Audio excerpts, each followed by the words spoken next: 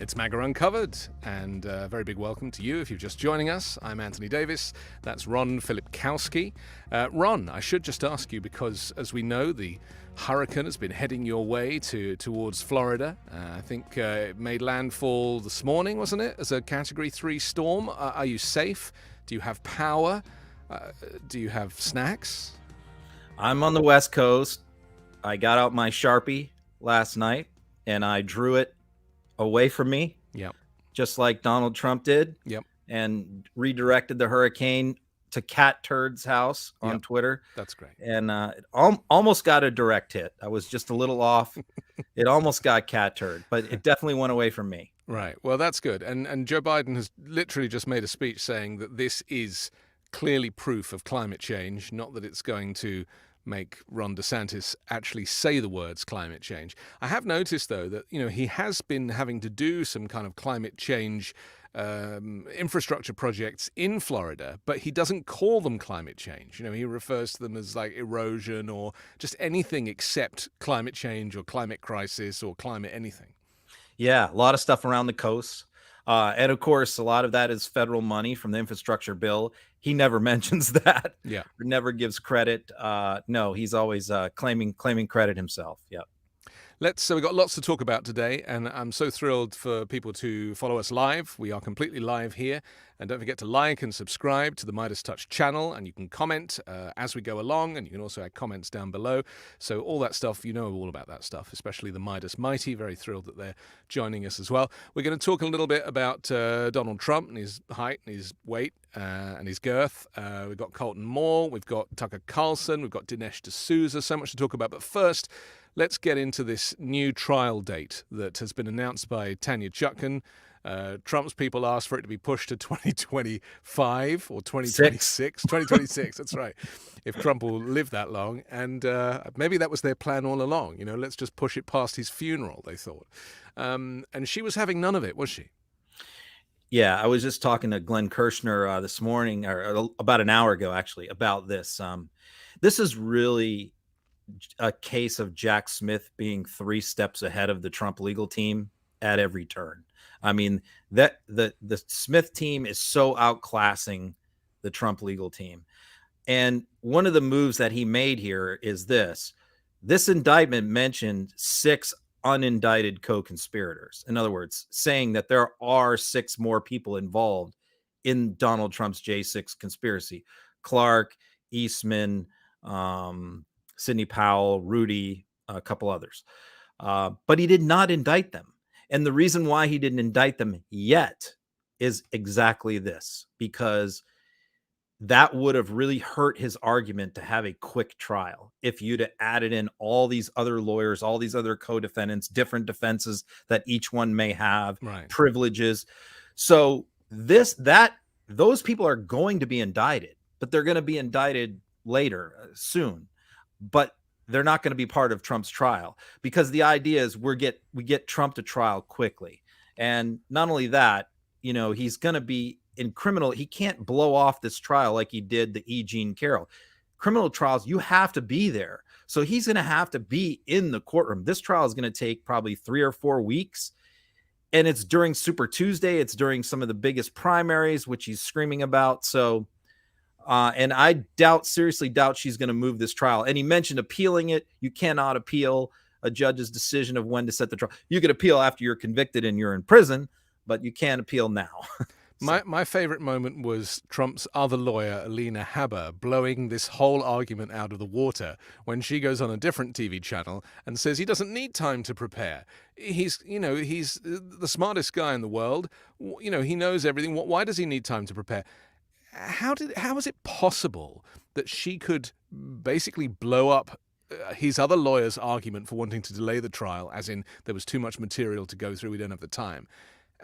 Is there no communication between these legal entities? When you choose your lawyers for reasons other than their qualifications as a lawyer, I know where this is going. This is what happens. Yeah. He has lawyers who know what they're doing in criminal court, but they're not the ones on TV the most. So there's this disconnect between his TV lawyers like him, her, Christina Bobb, others, on there spouting this nonsense, and his criminal lawyers who probably watch some of these clips and with horror, because Alina Habbat, so far as I know, has never handled a criminal case in her life. And yet she's on here pontificating every night about all these technical legal things that are actually quite complicated, even for criminal lawyers.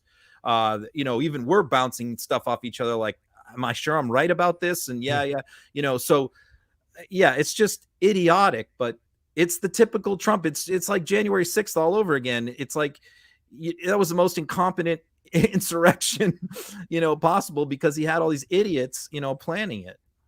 I still stand by my view, and I put this out at the beginning of this conversation because there's going to be lots of things that are going to crop up through this conversation that will kind of put pain to this debate. But I still think that he has a very good chance of winning the election in 2024. Right, whether he's in prison or not, I still think that there is an increasing amount of support for him.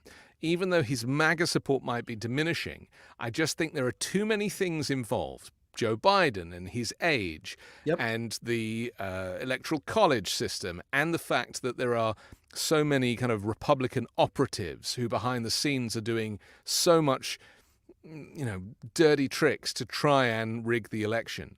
In my view, the insurrection never ended. It is still going on. And there's been some really very kind of, we covered on 5 Minute News today, like a story about how Trump's team are planning to kind of strip the federal government in 2024 if they win, and basically recreate the United States in Trump's image. And I just wish the media would talk about this more and talk about the rise of fascism and really explain what is really happening to America. Because, with the GOP debate, they were just covering it like a normal kind of TV horse race. And they weren't talking about what's really happening, which is authoritarianism. And you make frustrating to me. Make a very good point. Yeah.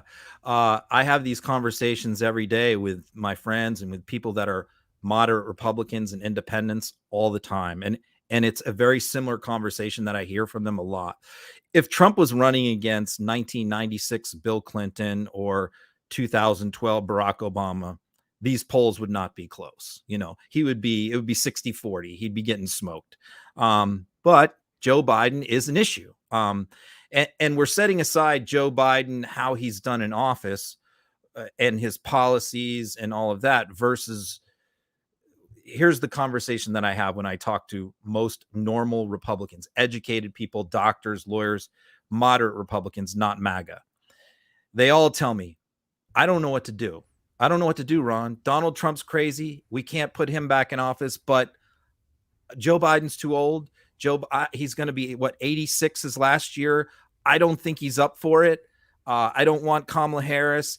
And I hear this every day from moderate after moderate after moderate. So this is a problem. It's an issue. I think if maybe Gavin Newsom or somebody else was running, I think that the lead would be wider. But it's just, if Joe Biden does in fact run, and I'm not 100% sure that he's going to, then it's going to be a battle. But again, it's like they leave everything so late. I was thinking about Mitch McConnell, who had another kind of medical moment earlier today, right, where he froze again in front of the cameras at a press conference. Was it today or was it yesterday? You never know. It was today, right? And no one seems to react the way I would react. Like, the guy just glazes over yet again, and they just ask him the same question again.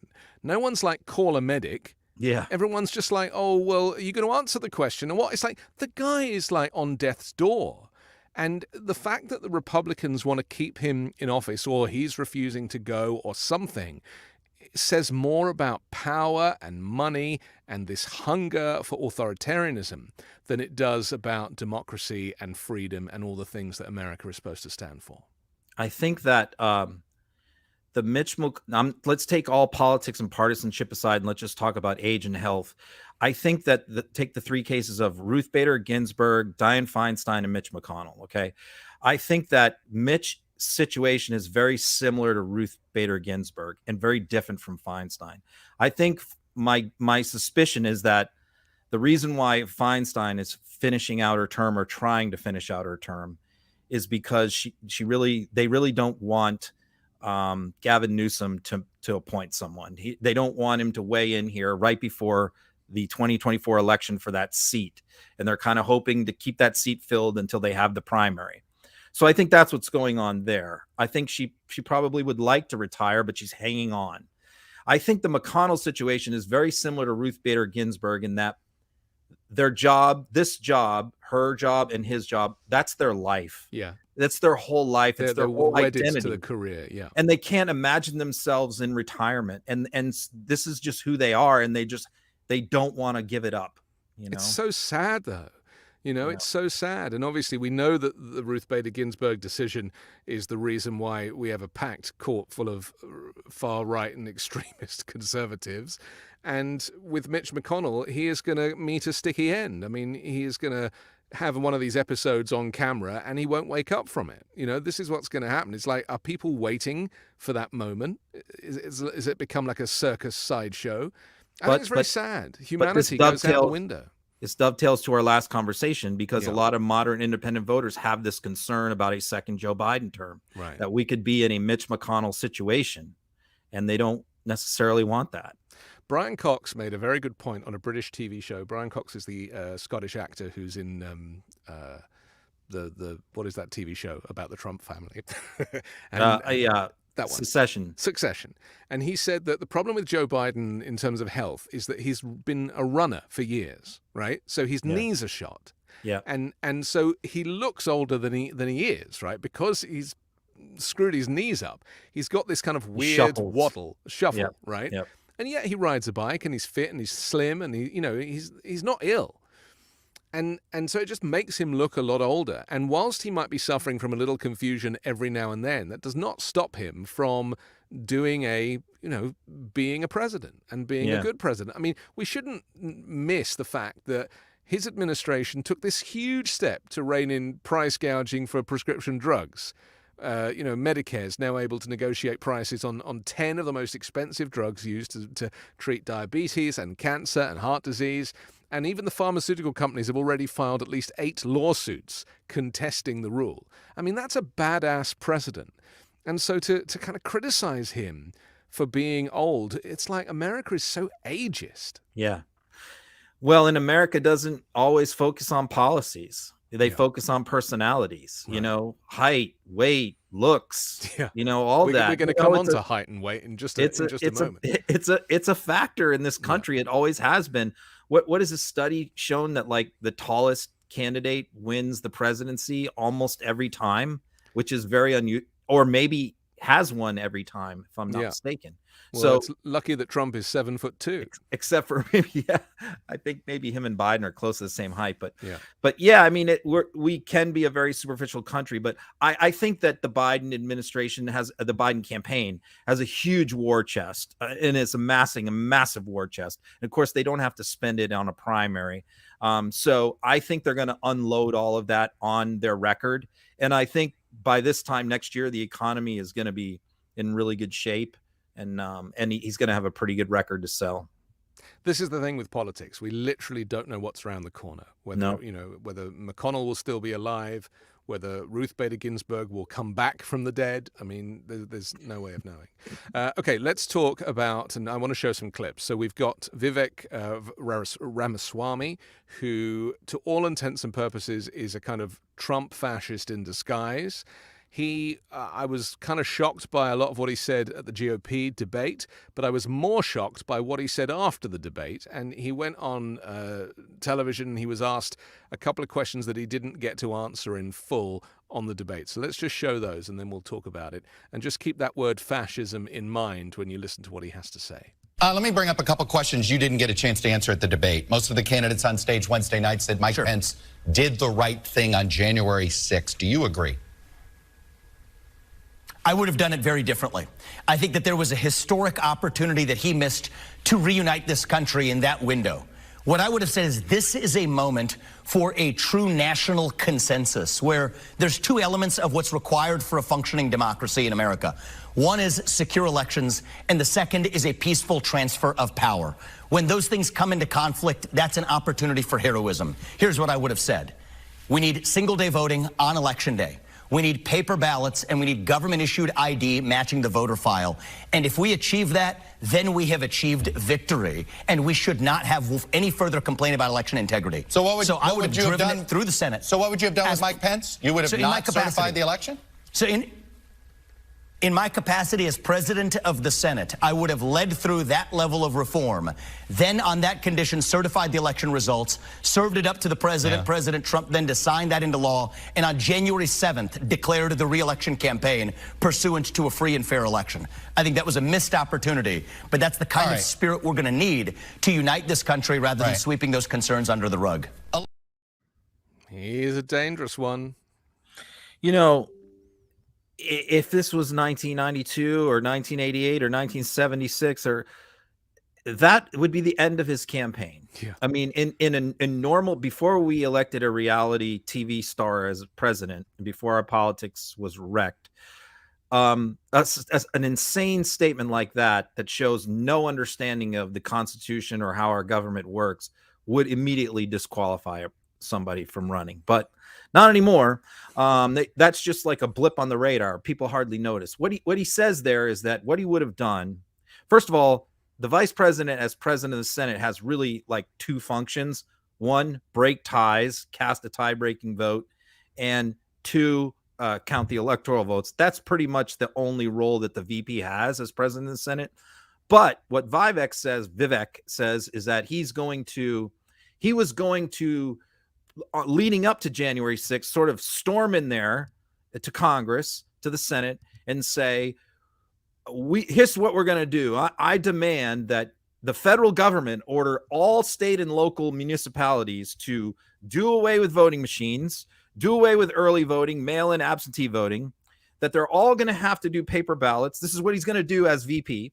And we're all going to vote on one day, election day, and that's it. And if you agree to that, I will certify the election of Joe Biden as the winner, and we'll move on. But if you don't agree with transforming the entire way that we vote in this country, I'm not going to certify the election. That's what he just said. Yeah. Now, that's treason. And that's profoundly not understanding the way that our government works. And yet, doesn't affect him. He rolls right on down the campaign trail. But even the journalist, was that Chuck Todd, I think? Just moved on to the next question. Moved on again, and this is what I'm saying about the failure of journalists to hold authoritarians to account. Yep. And you know, the rise of fascism is happening before our very eyes. You know, they're not even making a secret of it anymore. And yet there is no pushback. You know, it has to be, there's only really three groups that can push back. There's journalists in their capacity doing the news, there's opposition, political opposition, and there's activists, right? And I feel like maybe two of the three have really failed. You know, the activists are doing pretty well, but there is a general failure to recognize what is happening to the United States. But maybe... You know, I interviewed someone the other day and they were just like, well, maybe America just gets what it deserves. Maybe this is just what it has to go through. And the reason why I've paid a lot more attention to Vivek, and people have said, oh, don't give him what he wants attention, is because, look, this guy very well could be president. Look, Trump could go to prison in April and, you know, this could be thrown wide, and Vivek could be the front runner at that point. He's got tons of money. MAGA likes him. You know, they're not going to support DeSantis, but they like Vivek, even though he's this is fraud. This is what we can't predict, and this is why politics is engaging and exciting, is because you just don't know how the house of cards will fall and who will be left standing. And I agree, people like him who have confidence, they have financial backing, and they have this kind of Dunning-Kruger syndrome, right, where they just believe they're an expert. It's like American exceptionalism. It works. It worked for Trump. And he is, to all intents and purposes, doing Trump's bidding. And he is supported by, you know, the Federalist Society and all these organizations and pressure groups and lobby groups. He's doing what they want. And Trump said he thought he did great in the debate. He praised his debate performance. He's considering him as a running mate. So, yes, this is a very dangerous person. And also, they'll take advantage of the fact that he has brown skin And they'll Yep. say, oh, well, we're not a racist party anymore because look at our candidate, and that unfortunately will be used for all of the wrong reasons. And to some people, it'll stack up. Okay, let's move on because it's all becoming, there's a lot to unpack today. On Fox, there was a very kind of interesting, kind of dramatic moment it was about Trump's height and weight and him obviously lying about that. But there was also other stuff. I mean, this clip is full of lies. Let's just take a look and then we can talk about it. To your use of the word circus, that's exactly what this is. I think it is a mockery and a travesty. It's a mockery of the justice system. And for so many people like me who have spent hundreds of hours and a career invested in what criminal justice should and does look like, this is nothing of it. And it's just hallmarked and underscored by the fact that the president comes out at 7:30 with that horrible tweet that's absolutely beneath the office, that MSNBC puts up the weight and height count of the president compared with Lamar Jackson and Tom Brady. This whole thing is a travesty, and I'm embarrassed for everyone involved, especially that Fulton County DA. Well, Pete, I think there were some maybe legitimate questions about the height and weight, as self-reported by the former president. Who knows? It sparked a lot of memes last night. It did. I mean, that was a heck of a mugshot, though. That is it's not often you look at a photo and you say that is for the history books. He changed the subject pretty quickly there, didn't he? Yeah. He's right about the mugshot. I mean, it is one for the history books, but he was saying it as a positive rather than as a negative. Yeah, you get a little snapshot there of the level of intellectual discourse that happens on Fox News all day long. That's the kind of stuff that goes on. The self-reporting, I mean, I knew that the mugshots were self-reporting for a few reasons. One is just my experience as a criminal lawyer. They don't have, it's on a doctor's office in jail. They don't have, scales and weight. They just ask you to give your height and weight. So I figured that was what was going to happen here. But then what really proved it is Rudy went first, and Rudy gave his height and weight as, I think, 5'11", like 185. So I'm like, okay, well, obviously they're self-reporting here because Rudy ain't that. Rudy's more like 5'8", 290. So I figured, well, what is Trump going to do? Because I didn't even think he would go that crazy. I thought he would go like 6'3", 250, and people would just kind of go, maybe you fudged it a little, but nobody would have really made fun of that. But instead, Trump being Trump, he's got to just completely narcissistically go off into crazy land. And the question is, was he doing it as a joke? I don't think so. I think he put that out there thinking that his followers would actually believe he's 6'3", 215. But it they begs the probably question, what else, if you're lying about that, yeah, you're lying about everything. And, to me, if you were smart, you would be accurate with those figures, because then you could give the impression that everything you talk about is factual and accurate. But to lie about your height and weight suggests to me that he is comfortable lying about anything and everything and doesn't really care everything about the consequences. His crowd sizes too. Again, they drive him, sometimes not, but sometimes he does. Like the one that he didn't pick in South Carolina had a huge turnout. I mean, it was basically like half of South Carolina showed up, but that's Trump country, right? So what does he do? He goes out and says he had 80,000 people. Well, then the story becomes Trump's lying again. Instead of just saying like, I had 30 grand there, what a crowd. He's got to lie and just wreck it, But what is the obsession with measurements? It's so childish. It is. And it's so frustrating because it doesn't benefit anybody. Like, who cares? I don't care how tall or fat he is. It's irrelevant to me. I care whether or not he's an authoritarian and a fascist or a good person with a good soul and a good heart who cares, about the country. And it just frustrates me that again, the media is focusing on the wrong bit. That's part of the mystique. That's part of his sales pitch to his base. Yeah. That's why they put out all the memes of him riding horses and rippling muscles and shooting guns and driving tanks.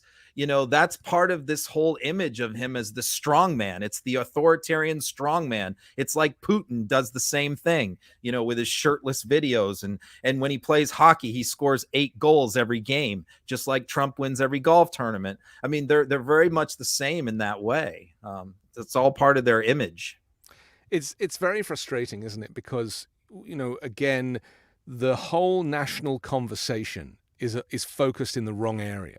Yeah. And so it just means that, everyone's got a job to do. I understand journalists need to be paid, but it's almost like people are playing a role, like it's a big theatrical production, and the audience knows how to be an audience. I mean, Americans are very good audiences. They know when to laugh, they know when to clap, they know when to holler and cheer. British audiences, they just kind of sit there and they're just like, impress me, And I've always enjoyed that kind of performative aspect of the culture. But it shouldn't be playing out in politics, and it is. And so, and I see it when Trump supporters are interviewed. They are so passionate about winning, but you never actually say, like, what are you winning? Like, how are you benefiting? Like, it never goes anything below the top line. And so it's almost as if people can put all of their energies behind supporting him and funding him and everything, but they never really ask the question, how is my life going to get better? What is going to change? It's like the obsession with winning and size and measurements overpowers any of the actual detail and the substance. It's not just winning, it's the other side. It's seeing the other side lose, hearing them cry. They're losers. They're snowflakes. They're wine. There's nothing they love more than a Democratic politician complaining or something like that. They blow, because it's important for them to know that the other side is in pain, that the other side is upset. That means a lot to them. It's as important to them as winning is owning the libs. It's so unhealthy just for us, all of us. Yeah. For humanity, it is an unhealthy way to live. Okay, let's talk about Dinesh D'Souza. He claims that Trump's mugshot is going to actually help Trump with black male voters. This is something that did he post this on Truth Social?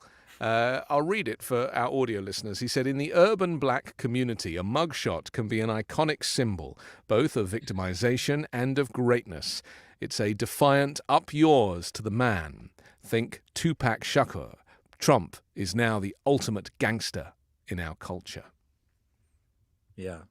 So a nerdy Indian guy who went to Harvard is an expert on black culture, black urban culture. And by the way, Dinesh also has had his mugshot taken because he was convicted of fraud before Trump pardoned him. So obviously this is a subject he knows well. And he's the guy that created this, was it 2,000 Mules? 2,000 Mules. Yeah. Yeah, that's to pay back Trump for his pardon. So, which he was pretty mad at me. He called me an idiot when I said that. I said he made that movie to pay back Trump for the pardon. He said I was an idiot. So, although I was right. I'll take that as a win, Ron, if you can. Yeah. Here's what I'm going to, there's a that's cartoonish, but there's also a serious part of this, which is this. Trump is making a big play, just as he did in 2020 for the Latino vote in certain targeted areas, South Florida and Texas and others, Arizona. He's making a play for the black male vote, not the black female vote. He understands he can't win that. That's lost to him forever. Black women are smart enough not to vote for Donald Trump. But he's making a play for the black male vote, and he has been doing this for 2 years now. And you'll see he goes, people, this is all under the radar, so most people don't see it. I see it because I follow him.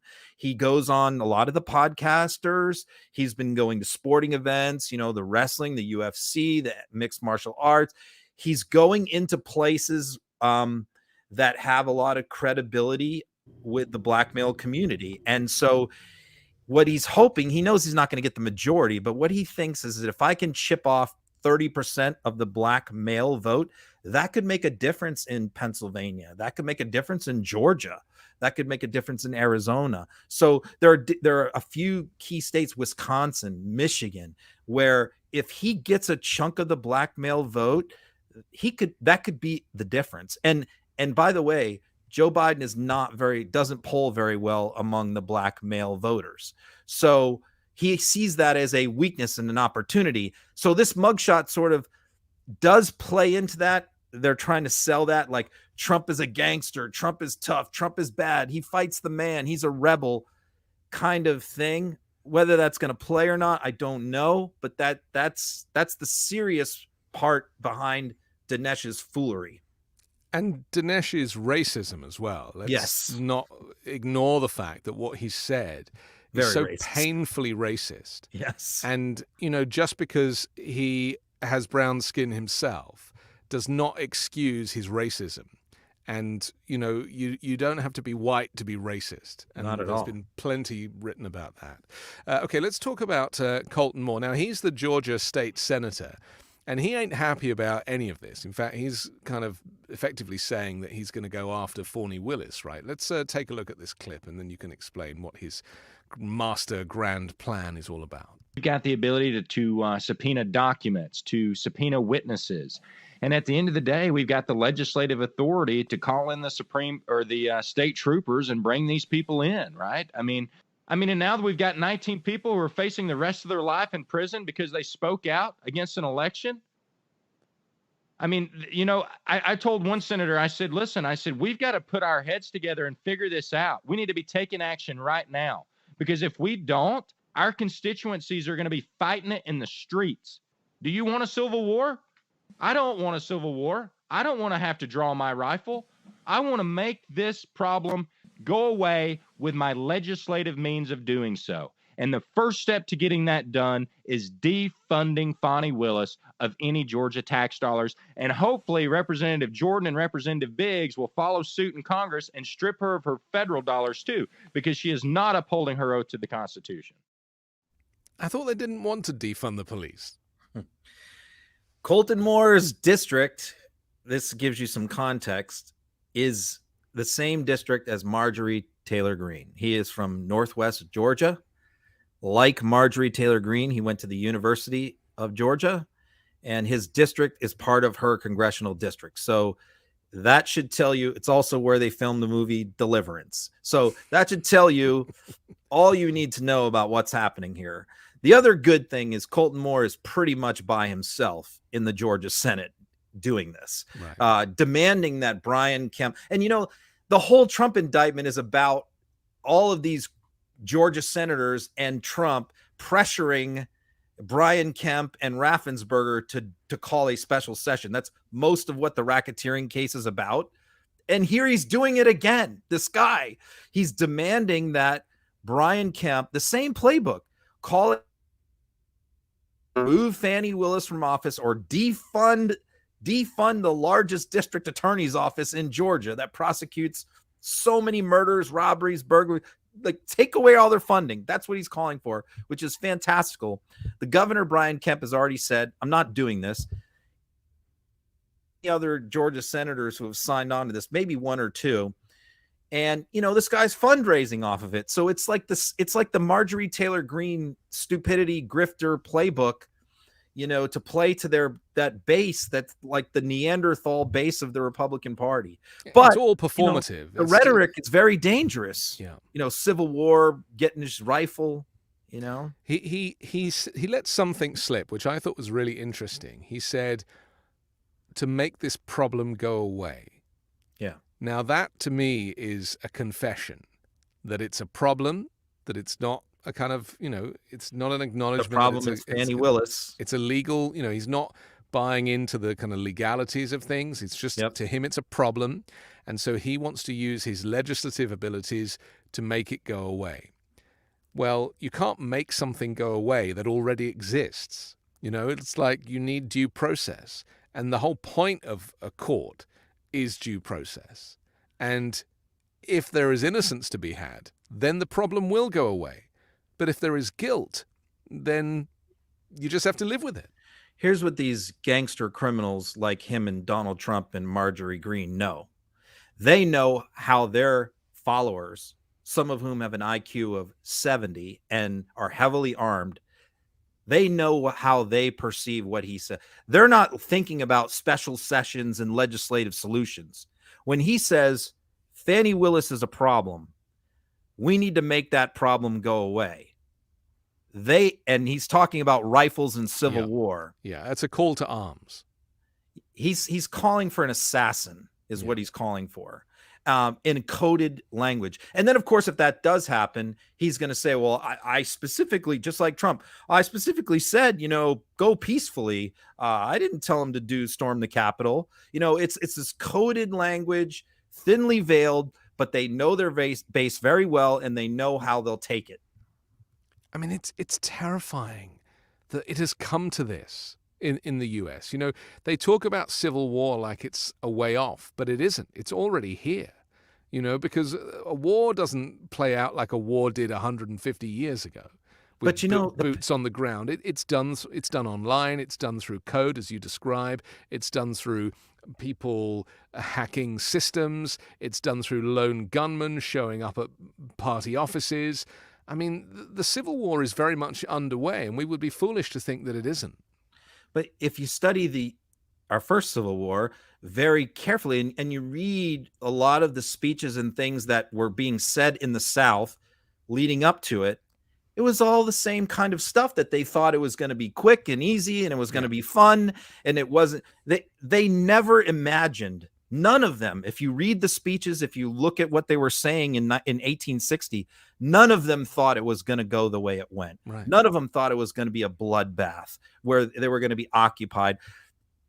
So they were tossing around the same kind of language back then as you're hearing now. Now it's a different time, and I don't think it's going to happen, but still, this kind of rhetoric incites crazy people to do crazy things. Talking of which, let's look at the Reawaken America tour, because this language is exactly what you're describing. Yeah. And this is where this call to arms has now moved from politics into religion. It's not a recent thing. It's been going on for decades, but it is particularly poignant right now. And the language of this, just tell us who this guy is. I haven't heard of him, so just explain who he is before. Is it Stu somewhere? Oh, Stu Peters. So first I should talk about what the Reawaken America tour was. So this is came Mike out Flynn's thing, isn't it? Yeah, it's Clay Clark is the organizer, but Michael Flynn is heavily involved in it. Eric Trump, Mike Lindell, a bunch of other people. But it really started out as like a protest thing of COVID, vax conspiracies, COVID conspiracies, and it was mostly medical stuff and the schools and the CRT and all that. In 2021 is when it started.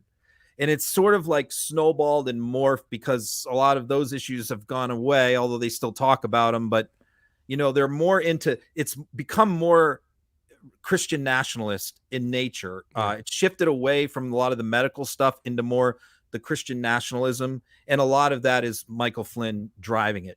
Most of the people who attend these things, they're like 3-day seminars. They travel around. They do one every month, one every 2 months. These people pay like literally thousands of dollars to attend these. The people speaking at these make a lot of money.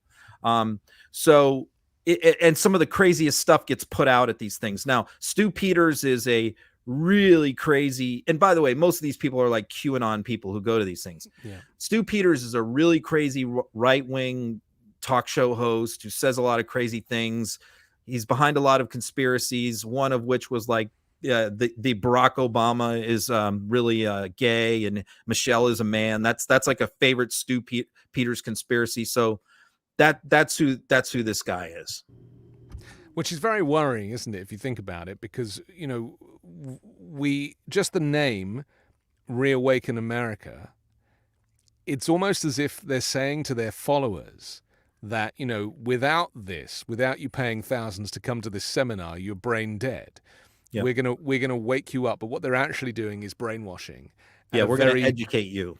Yeah. Right. And the re-education is actually undue influence, and there's a lot of science behind this that Steve Hassan talks about in his book Cult of Trump.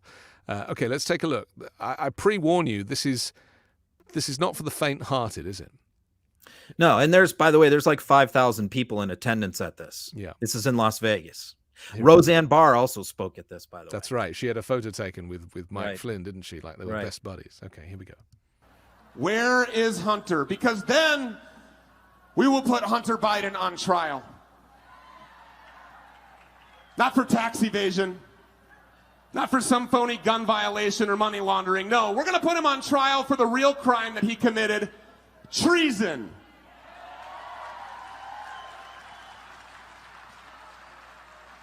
selling this country off to rich oligarchs in China and Volodymyr Zelensky's Ukraine. And when he's convicted for those crimes, he will get the punishment that traitors like Julius and Ethel Rosenberg received before him: death. We're going to expose all the lies around our fake and stolen, rigged and gay elections. We're going to put the sexual depravity of our fake leaders on full display. And then, when the truth is known to the entire world, we are going to have extreme accountability. This is my favorite part. Because, let's be clear, accountability is God's job. But it's not solely God's job. No, it's our job too. So we're going to drag Tony Fauci out of retirement. We're going to put him in the docket. We will force him to confront his lies about gain-of-function research.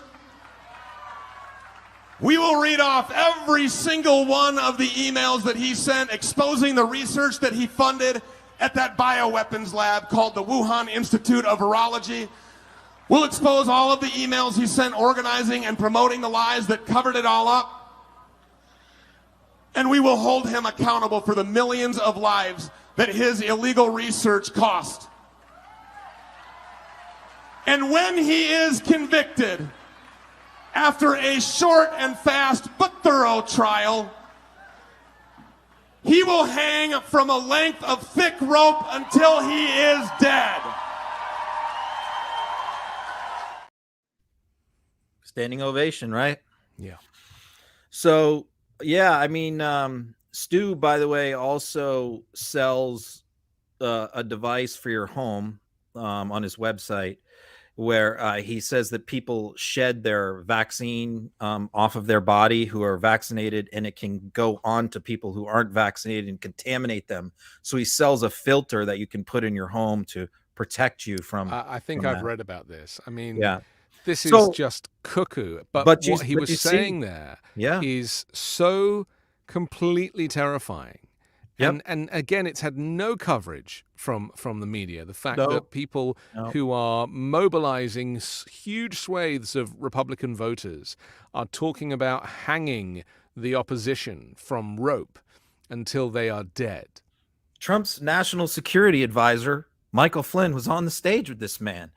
Trump's son is at the same, his oldest son, who runs his business enterprises, shares a stage with this man. And they love it. They relish it. Yeah.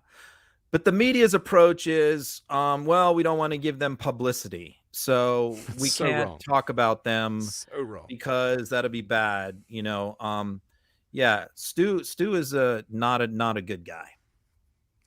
I mean, it begs the question, you know, if you it's like the subheading of the newspaper, America Dies in Darkness. You know, the idea that if you don't expose and if you don't publicize, you really kind of are failing you're failing democracy if you're not communicating about everything, you know.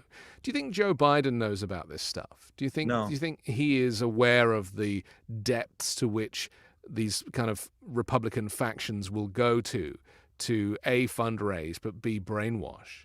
It's one of my frustrations with the older generation, not just of Democrats, but I mean across the board in media, not just in politics, but across the board, is that I think a lot of them don't understand what's happening with the right-wing movement in this country.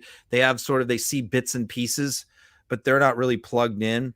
The people who do get it are like people like Jamie Raskin, people like Gavin Newsom, people like Gretchen Whitmer. You know, you can go on and on. Cory Booker, Eric Swalwell. The younger Democrats get it. They understand what is happening out there, and they're plugged in. But I think the older ones don't. In the establishment media is the case as well. So I wish that they would. I feel like they don't really understand the threat or perceive it very well. When Biden talks about, you know, MAGA Republicans, he's reading lines. I don't get the sense that he really understands it, what's happening. Like, I don't think he's ever seen something like Stu Peters standing up in front of 5,000 people saying that stuff. I think he would probably be shocked. But that stuff happens all the time, every day. But it goes back to this phrase, that democracy dies in darkness. And I just cannot get my head around the fact that why the media is choosing to ignore this stuff and again, just try and carry on like business as usual, which goes back to that GOP debate where they just didn't pick up on the fact that, Trump had chosen not to be there, and yet he was the front runner. And he'd chosen not to be there because he knew that he would probably perjure himself or be in contempt because he can't keep his mouth shut. I mean, incidentally, I should just say that he has now gone all out. He's loaded 6 videos onto Truth Social in the last 24 hours where anything that he was told by Tanya Chutkan or any of the kind of judges or DAs to kind of keep stum, he's now thrown all that out the window and he's going like full crazy MAGA. This is not going to end well. This is not going to end well, Ron. We should kind of point this out. And I really want to make it clear that anybody that thinks they can sit back and relax and that Joe Biden's got this in the bag and that, Trump is ancient history and his following is small. It's like, yeah, his following is small. But when it comes to the choice between this 2-horse race, anything could happen. And it's going to be far worse an experience for anybody who is not a kind of rich white racist living in America for the next 4 years of a Trump presidency. There are tens of millions of people in this country who never watch the news, who vote. They never watch the news. Yeah. They're watching home shopping channels, sitcoms, sports. They're reading. They never turn on the news. The only time they start to pay attention to the elections is typically like a month before the presidential election. So they may know bits and pieces of what's going on as far as the Trump indictments, things like that, but they're not paying attention to any of this stuff. And so those people are very easily swayed. And unfortunately, those are the people who tend to decide elections in our country. And so, yeah, that's why absolutely Trump can win. And they can't decipher truth from lies. They don't have the radar for it, and it's not their fault. But to be lied to so outwardly is just, it's such a shame because it's such a great country. You know what I mean? It has like so much potential to be the greatest country in the world again. But as long as you have this cesspool of lies and division, it's just never going to be able to do that.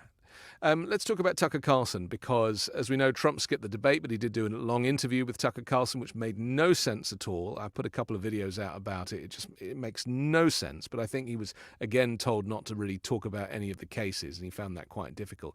But Tucker Carlson has now gone out and he's yet again punting for the Russians. Here's the clip. The world is resetting completely. The post-war order is collapsing. NATO is going to collapse, obviously. You can't have the driver of NATO, which is the United States, sabotage Germany's main source of cheap energy in Nord Stream. The Biden administration blew up Nord Stream. And the Germans are so self-hating, they won't say anything about it. They sort of put their head down like, no, I don't want to talk about that. Okay. But I do want to talk about it because it's important. First of all, it was important. It was an attack on Germany, which is the most powerful country in Europe. Western Europe is America's last main ally, and we just attacked our most important ally.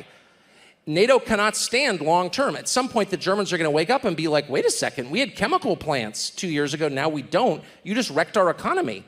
I don't think it can continue after that. I really don't. Maybe I'm wrong, but I don't see how it does. He says, maybe I'm wrong, to kind of throw a seed of doubt, but he knows exactly what he's doing. Everything he just said is out of Vladimir Putin's Kremlin playbook. The investigations, for those who don't know about the Nord Stream 1 pipeline, this kind of sabotage, 3 countries investigated it separately. The consensus, although there's been no clear ruling, is that Russia did this to themselves to make it look like it was an attack from abroad. And to have Tucker Carlson, someone who claims to be a patriot, just come out and blame Joe Biden for attacking a gas pipeline between Russia and Europe is just, it's so depraved. Yeah, there's a lot here. There's no conclusive proof whatsoever. I mean, the U.S. could have done it maybe, but there's no proof of that. We don't know for sure. He's just saying it like it's a known fact. Yeah. But Like, there's not even a suggestion that the U.S. did it. Yeah, you know? it's just absolutely the U.S. did this when he has zero proof whatsoever, no proof whatsoever. Yeah. He's just saying the U.S. must have done it, Yeah. which is, of course, what Vladimir Putin also is saying. Yeah. So Vladimir Putin said 20 years ago that his dream, he has two dreams. One is rebuild the old Soviet Union to, put the Soviet bloc kind of back together mostly. And two is to break up NATO. Those are his two. He said if he could do two things as leader of Russia, those are the two things he would like to do. How do you break up NATO? How you break up NATO, you're not going to drive a wedge between the US and the UK. That's never going to happen, or most of the other NATO countries. But if Germany leaves NATO, NATO's pretty much done. So I think that the goal is to try and drive wedges between Germany and the US, which has always had a close relationship. So Trump gets in there. What do you see? Angela Merkel, who was very pro-US, extremely. She said she grew up idolizing America and loving America as a young girl. And you have Trump immediately insult her, hostile to her, adversarial to her. You have Trump complaining about NATO not paying their fair share. It's this praising Putin. It's this constant. This is the guy, I believe, who is going to break up NATO for Vladimir Putin was Donald Trump. And I think that was going to happen in Trump's second term. I think that's why Putin was waiting to invade Ukraine. That was going to be the impetus to do it. He was going to invade Ukraine. Trump couldn't pull us out of NATO in his first term and get reelected. So he gets reelected. He's lame duck. Putin invades Ukraine. U.S. doesn't help in any way. And that causes NATO to break up. And so that didn't pan out because he didn't get reelected. And so here you have Tucker trying to say, while in Hungary, hey, Germany, you should be pissed off. We blew up your pipeline. Why aren't you mad? Why aren't you more mad at the U.S.? And by the way, what use is NATO anyway? Why do we even have NATO anymore? This is a traitor. He's a treasonous traitor. And NATO has never been stronger. I mean, this is the thing. No, people or bigger. Or bigger. And, they want you to think that NATO is on its knees. But it's quite the opposite. NATO has never been stronger. And NATO knows full well the threat of a far-right fascist United States and what it could mean to have a second Trump presidency. NATO is prepared for that because Trump will, once again, side with Putin, align with Kim Jong-un, and with Viktor Orban of Hungary, who gave an insane interview the other day, which we could talk about another time. But I mean, we are now at a point where we have to seriously question the future of the US's allegiance on the world stage, because it's now becoming that the threat is that dangerous, because it really isn't that far away. And anything that Trump failed to do in his first presidency, he will absolutely make sure he does in his second. And I will say, I'm very concerned about Tucker running for president in 2028. I've said this before. I believe that that's what he wants to do. But, he keeps going further and further out into Crazyville, more and more. And if there's one positive thing about it is, he's really getting far out there. And these clips are going to come back to haunt him if he does run someday. Let's break the ice and lighten the mood with Mike Lindell and his latest towel collection, because I mean, it's a sad story in a way, because the guy started out running a family business, the My Pillow guy, and doing his commercials, and became a kind of bit of a cult character on American culture, and he really has now lost pretty much everything. He's been selling off sewing machines, and so we have a clip here that you posted of a kind of last desperate act where he goes on Steve Bannon's podcast and is basically begging the audience to buy some of this new range of towels that they finally got back in stock. They look like the mangiest old towels I ever saw. I think he took a shower with them before he went on the show. Anyway, here it is. Mike, real quickly, the company, they're trying to put you out of business. People have to understand they're hitting people from every. We're going to have Rudy on here later, Kerry Lake. They're coming after everybody. They're particularly trying to shut down the employee-owned company, MyPillow. Tell me about what are you guys doing to combat that? Well, and this just happened over the weekend, or actually last week, where we were getting money I was personally, and the bank stopped it on the guy that where we were getting it because they deemed it political. And this is for my company, for MyPillow. And Steve, what we're combating it with, we have all of our towels that are they're back in stock, and we're doing a 50% off sale for these 6-pack sets. Use promo code War Room. All these colors are in. We've been without them for about a month and a half, and it's the biggest savings on it that you're ever going to get on it. Right now on a 6-piece towel set, you get 2 washcloths, 2 hand towels, and 2 of the bigger towels. And we've got everything else are on sale too. If you go to mypillow.com, go to the square, keeping us going. We're an employee-owned company. I just am the biggest shareholder. We have families, grandchildren, children, all my employees. They have to sit and worry every day because he's attacked. The one last week was disgusting, that they stopped another person's bank from giving us money because the big bank held it back and said it was political. Because why? Because I want to have secure elections in our country. All people want that. The lesson is, don't go work for a company where the boss is nuts. I mean, I do feel sorry for him, and I do feel sorry for his employees, but you can't get on the wrong side of history and claim that an election is rigged when it isn't, and then not shut up about it. Yeah. And few people have bled more money out of Lindell than my good friend Steve Bannon right there on his pod. I say my good friend because we frequently exchange barbs on social media, even though he's not on Twitter. So here's the deal. Mike was, it's a big success story. I mean, he was a crack addict. He was, homeless, and he came up with this idea for this pillow company. Everything is made in the USA, American employees, Minnesota. It was a great story, and he's selling it on, the home shopping things and all that. And then he met Donald Trump, and Donald Trump, I think, saw this guy as the ultimate sucker. Here's a guy with a former crack addict who went rags to riches. He's got tons of cash, and he's susceptible to hero worship and cult-like stuff. And Trump just took advantage of him and played him hook, line, and sinker. And here we are a few years later, where basically Lindell, he has like 2,500 employees in Minnesota, and he's running the company out of business. And a lot of these employees have like stock in their company and benefit packages and all of that. And they're going to lose it all because Lindell he's already talked about, he spent like $60 or $70 million on Donald Trump on like trying to overturn the election.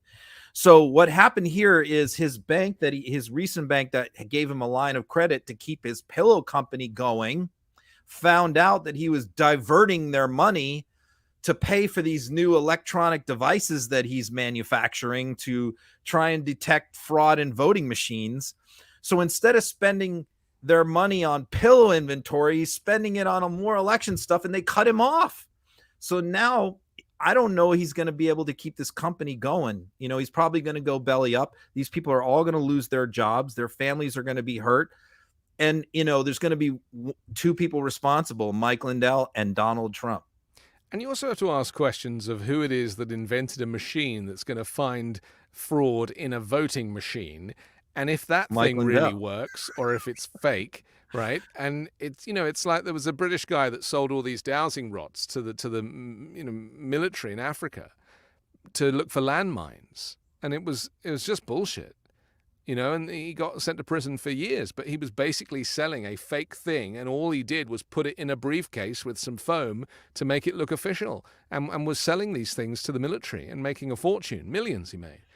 And this is the sadness for me, is that even Mike Lindell is being grifted by whoever else he's trying to do business with to get to the bottom of the voting machines. It's like 62 court cases said there was no fraud in the election, Dominion suing Fox. It's like, give it up already. There Just are like, hundreds of move people on. grifting off Lindell. Yeah. Hundreds. Yeah. Yeah. Okay, we only got a couple of minutes left, so I want to talk about Ron DeSantis. We've kind of given him a wide berth this episode for all the right reasons. I have this picture of him. Just explain what it is. But he did like a presser, and this was in Jacksonville, wasn't it? And it didn't quite go as well as he was hoping. Of course, this is, right after the shooting, like a vigil. And here he's trying to explain to them not to worry because, he's going to give the families money of the people who are just shot and, help pay for their funerals and stuff. So what really strikes me about this picture is we've never seen this before in Florida. I'm here in Florida. I watch all of DeSantis's press conferences and events. He never allows anyone in his events or near him who is not a supporter.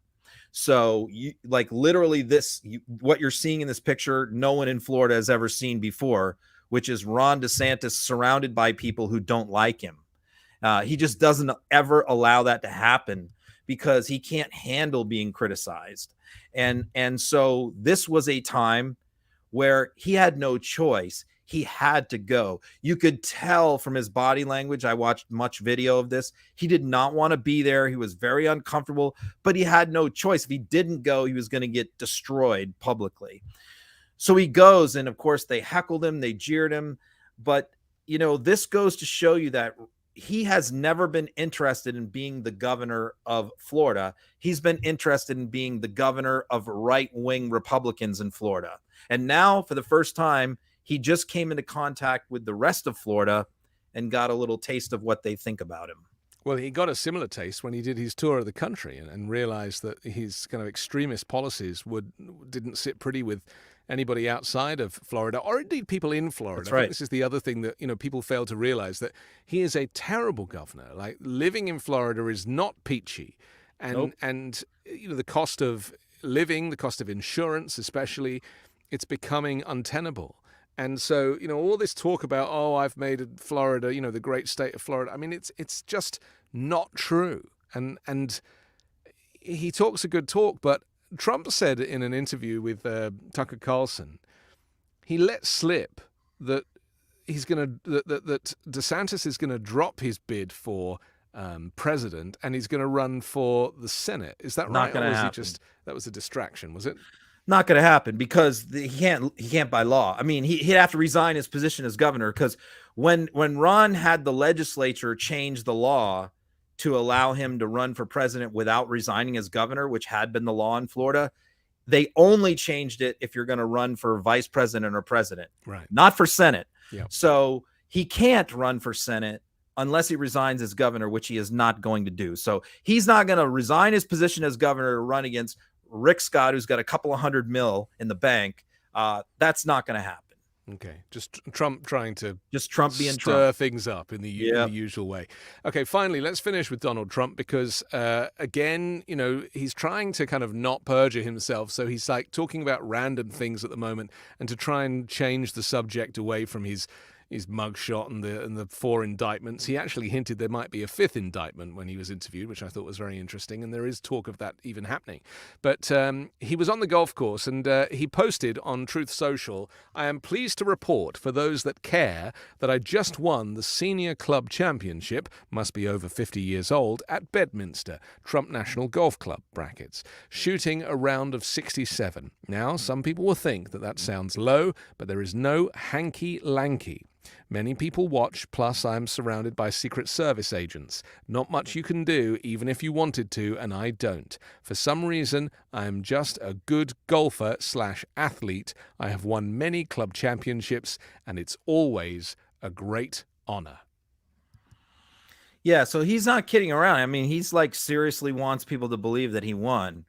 And he also won last year, by the way, and the year before, and the year. I joke it's like 39 consecutive, but literally he has supposedly won like 24 years. I don't think he's ever not won. Put it that way. There's just no way anyone else. But here's what he wants you to believe. So this is a 50 and up tournament. So 50-year-olds are in this tournament. He's 77. And if you looked at the scoreboard, and I posted the scoreboard, there was about 50 golfers that played in this thing. And so he's probably one of the oldest ones. Like no one else of them even broke like 78. Like the next best score was like a 78. So he's going to have you believe that he's 27 years older than all these other guys who are probably very good golfers if they're playing in this tournament. And he beat the second place guy by like over 10 strokes. Like there's no, and by the way, Phil Mickelson played on that course last year and did not shoot a 67. So it was one of the, the greatest golfers in the world. So, and Trump is 6'3" and 220 pounds. So. It's just the man is a habitual liar. But some of MAGA, I messed around with somebody in the Trump campaign. I go, listen, man, come on. Isn't that funny? He goes, hey man, he just laughed. He said, hey man, he's a great athlete. What can I say? I mean, it reminds me a bit of like, the kind of dictators of history who are obsessed with their looks. Like Nero. Silvio Berlusconi, like people who have got this kind of prowess that they are convinced that they are Adonises, that they are great athletes, and that they, that everybody else should see it. And it's really kind of the emperor's new clothes, isn't it? And it's the psychological aspect of Trump for me is the reason I keep coming back.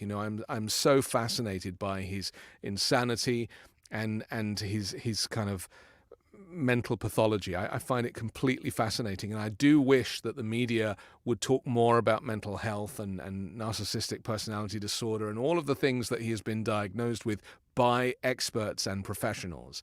And yet they just treat him like a normal candidate. And, maybe America does get what it deserves. Listen, we have to finish, but before we do, I want to tip off our viewers that we're going to make a little change to this show, aren't we? And we are going to, from next week, we're going to change the name of this show a little bit, and there is a reason for this.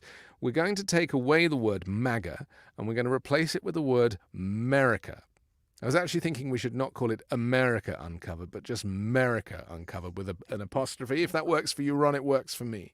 Because, and the reason that we need to do this is because I think, and we've done a little research, and it seems that some people might be put off thinking that it's actually a MAGA show, that is for MAGA people, that is, and so people might not want, we're very grateful that so many people watch this show, but we want to reach more people.